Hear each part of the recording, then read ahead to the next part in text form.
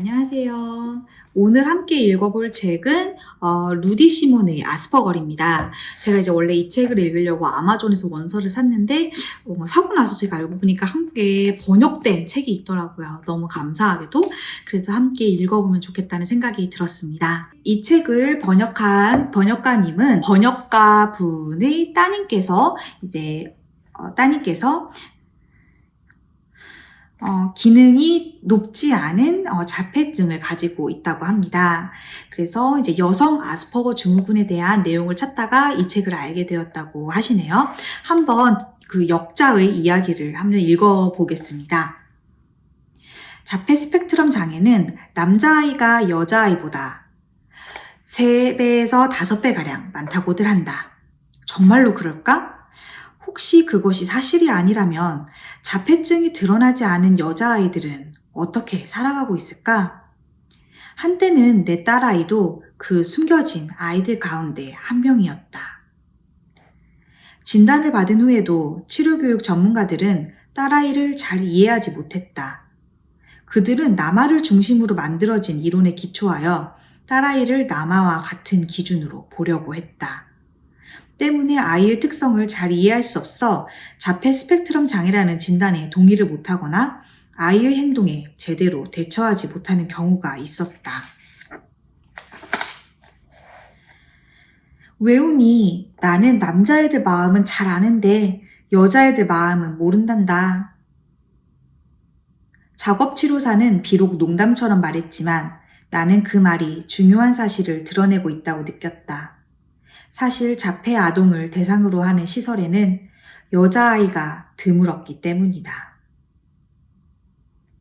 그러던 차에 2017년 영국 자폐증 협회에서 교육 총괄 디렉터를 맡고 있는 제키 스미스 박사가 내가 살고 있는 일본의 여성 자폐증에 관해 강연을 하러 왔다.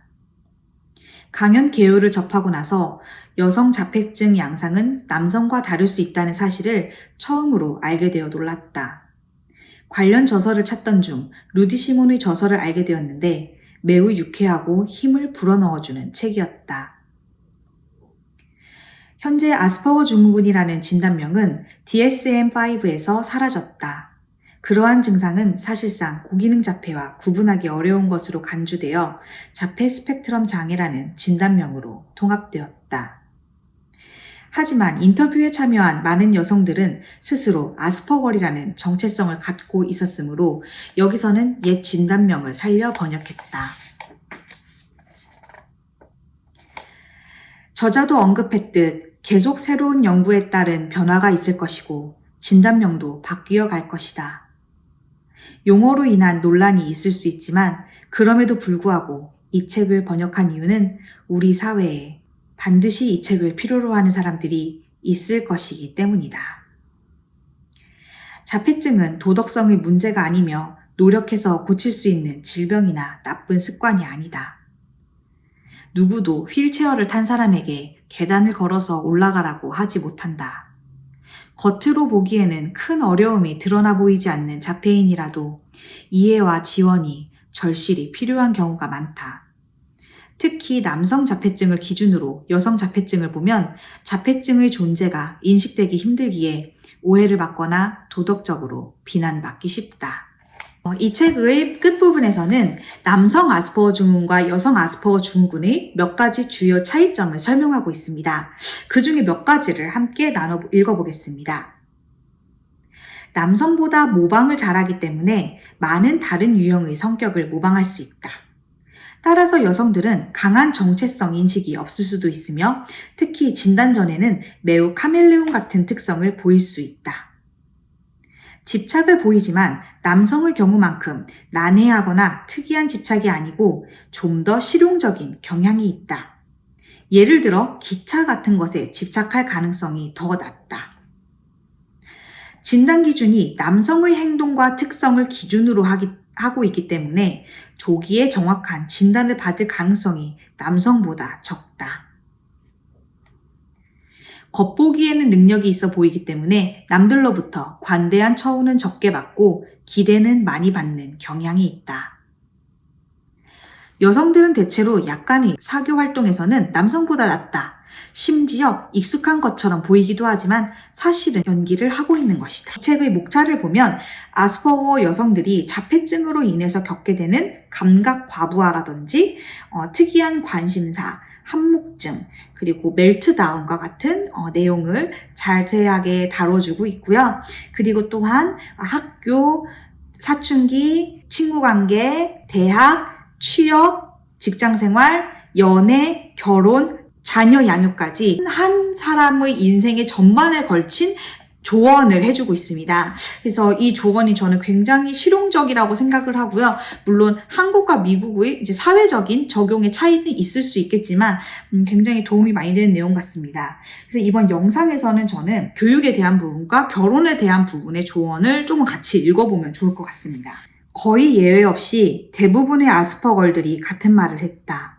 학교는 지루했고 그들은 다른 학생들에게 괴롭힘을 당했다. 나는 친구가 많았다. 사춘기 때까지는 말이다. 어느 날 갑자기 거의 하룻밤 사이에 내 별난 성격이 아주 쿨하지 못한 것으로 취급받게 되었다. 처음에는 친구를 한 명씩 잃고 따돌림을 당했을 뿐이었지만 그 다음에는 협박이 시작되었다. 학교에서 괴롭힘을 당하지 않더라도 여전히 외로울 수 있다. 아스퍼거 증후군을 가진 많은 성인들이 혼자 있기를 좋아하는 이유는 단순히 어렸을 때부터 그것에 익숙해졌기 때문이다. 우리 아스퍼걸들은 모두 남들에 대해 싸움 아니면 도피 반응을 보인다는 것을 알지만 아주 어린 나이에 그런 반응을 보인다고 할지라도 그것은 후천적으로 획득된 반응이라고 생각한다. 아스퍼걸은 아주 조금이라도 적대감이 숨어있는 시선 아래에서는 잘 지내지 못한다. 또래한테서건 선생님한테서건 불친절하거나 무섭거나 위협적인 시선을 받는다면 우리는 주저앉고 만다. 홀로 있을 때는 재능 있고 우아하고 재치 있고 똑똑하지만 그런 환경에서는 고슴도치처럼 웅크리게 된다. 우리 가운데 어떤 사람들은 구석으로 내몰리고 주차장 바깥으로 내몰리고 그러고는 그렇게 끝까지 내몰린다. 바꿔 말하자면 학교를 그만두는 것이다. 어른이 된 아스퍼걸들 가운데 몇몇은 어릴 때 영재 학생이었는데 고교나 대학을 중퇴했다. 외상 후 스트레스 장애로 인해 박사학위 취득이 아닌 고졸학력에 그쳤다. 괴롭힘을 당해서 죽기보다는 학교를 그만두는 게 낫다. 그러나 문제는 나중에 발생한다. 우리가 42이 되어 그때 그 학위를 못 받았다는 것이나 고등교육 학위를 받아두었으면 좋았을 것이라는 것을 깨닫게 되었을 때 말이다. 승리감은 일시적이지만 훗날 문제는 계속 생길 것이다. 루디 시몬은 이렇게 조언합니다. 멋있어 보이는 아이들과 어울리려고 하기보다는 여러분을 있는 그대로 받아들여줄 친구를 찾으세요. 대부분의 학습 기회를 최대한 활용하십시오. 대학과 관련해서 나는 모든 아스퍼걸들에게 제발 포기하지 말라고 말하고 싶습니다. 돈, 시간, 미래 삶의 질, 자립 등 너무나 많은 것이 걸려있는 중요한 기회입니다. 내가 인터뷰한 여성들은 많은 것을 성취했습니다. 너무 욕심부려 5과목씩 수강하는 짓은 하지 마세요. 여러분의 지적 능력은 그것을 감당할 수 있을지 모르지만 여러분의 정서와 감각은 그렇지 않을 수도 있습니다. 여가 시간을 더 많은 수업으로 채우는 대신 그 시간을 여러분의 신체적, 정서적 건강을 돌보고 안정시키고 부담을 해소시키는 데 쓰세요. 저자는 책에서 아스퍼거 증후군을 가진 사람들이 가지고 있는 양분된 특성을 강조합니다. 정서적으로는 미성숙하지만 지적으로는 정상적입니다. 논리적이며 체계적이지만 실행 기능 장애를 가지고 있다는 것입니다. 높은 지능과 낮은 자존감, 그리고 새로운 직업을 시작하려는 열망이 합해져서 우리는 가끔 과욕을 부린다. 여성 아스피에 관해 알아야 할 핵심 사항들 가운데 하나는 이것이다. 사회는 우리의 지능과 정상적인 외모를 근거로 일을 잘 처리할 것이라고 기대한다. 불행히도 우리는 종종 같은 것을 스스로에게 요구한다. 설령 우리가 학문적으로나 지적으로 이를 감당할 수 있더라도 이것이 곧 신체적으로나 감정적으로 감당할 수 있다는 것을 의미하진 않는다. 우리는 대부분의 사람들보다 더 많은 시간과 인내가 필요하고 더 세심한 대우를 필요로 한다. 루디 시몬은 싱글로 사는 것보다는 좋은 배우자를 만나서 가정을 꾸리는 것을 추천을 하는 편입니다. 누군가와 함께 산다는 것의 장점은 공과금을 함께 낼 사람이 있다는 것, 여러분이 훌륭한 것을 만들어냈을 때 감동해줄 사람이 있다는 것, 재미있는 것을 볼 때 함께 웃어줄 사람이 있다는 것, 자기 자신 이외에 이야기를 할 대상이 있다는 것이다.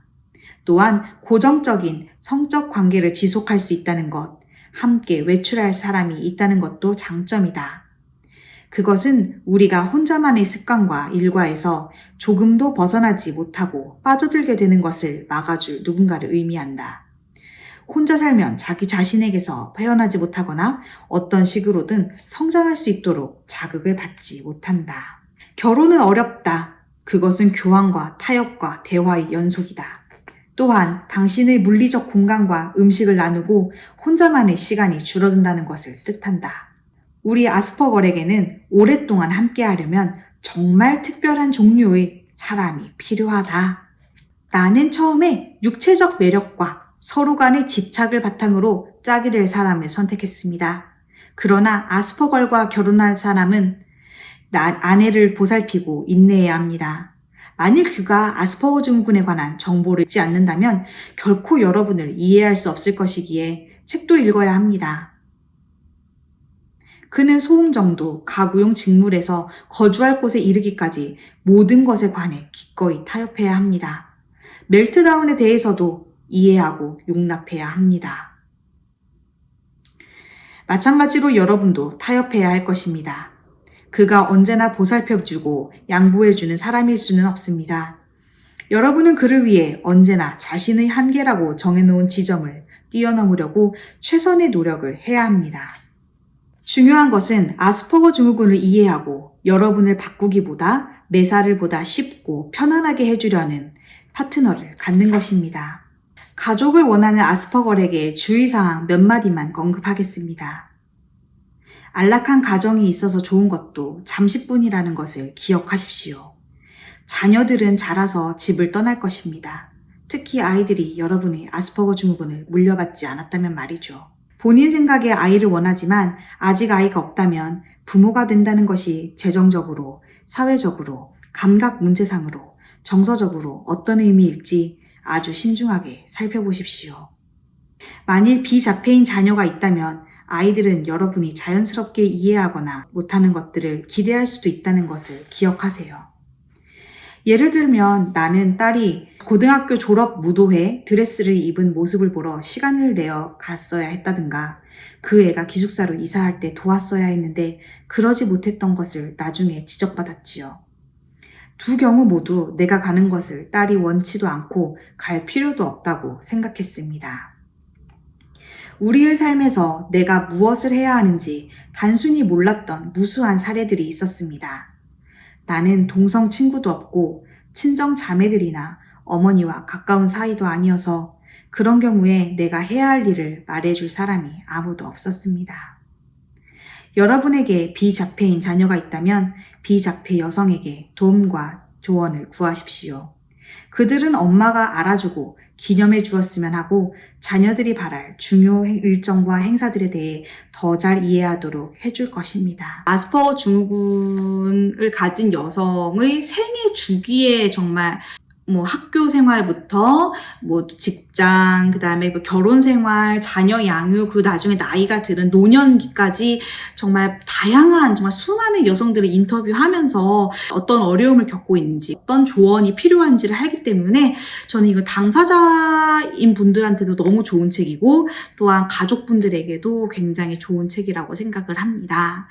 그래서 이 책을 같이 읽어봤는데요. 필요하신 분들은 꼭 한번 읽어보시면 좋겠네요.